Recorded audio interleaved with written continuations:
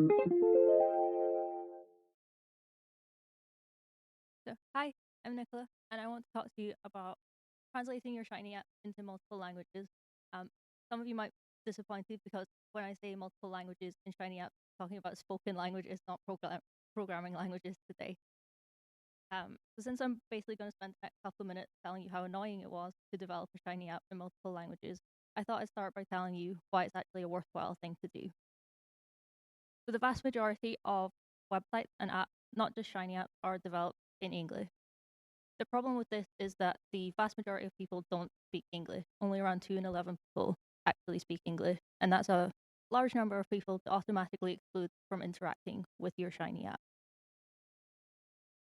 Language selectors are becoming sort of more commonplace in traditional web development, and we want to make sure that Shiny apps don't sort of get left behind. Having said that, translating Shiny apps into multiple languages is not that straightforward to do. So what I want to talk about today is some of the small issues that cropped up when we were developing a bilingual Shiny app to present public health data. Translation affects every single component of your Shiny app. Simple UI elements suddenly became reactive expressions that relied on a user input. There are a couple of packages out there that help you to automate the translation process, but what we found is that those packages typically only work for a few of the most widely spoken languages, and that their built-in dictionaries typically didn't include domain-specific terms. So when we were developing our bilingual app, we built the translation capabilities directly into the app itself. And during the development process, there were a couple of seemingly small problems that suddenly became much bigger problems to fix. And one of those problems was what we thought was easy, ordering a factor for a bar chart. Okay, so most of you have probably come across the fact that R, in the absence of other instructions, will automatically sort your character vectors and your factors alphabetically. However, this doesn't always make sense. So in this example here, we have age group encoded as character strings, and we might want to sort them from young to old because that's easier for a user to interpret.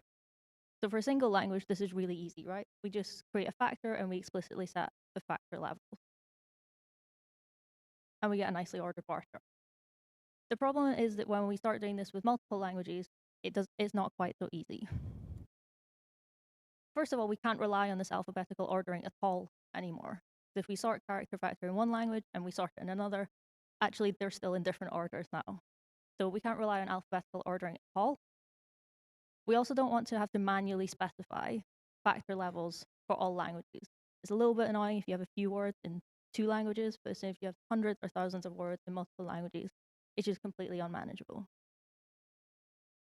So to solve this problem for our app, what we did was we ended up using it sort of default or primary language for everything related to data processing. So in our case, we did everything in English, and we explicitly set these factor levels in English only. For our bar chart example, what that meant was essentially creating two different functions.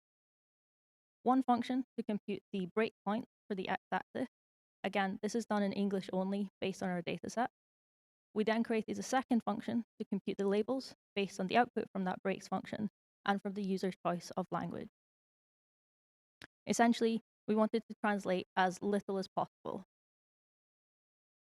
So I hope the last few minutes have convinced you that translating Shiny apps, although it's not straightforward, it is a very useful and worthwhile thing to do.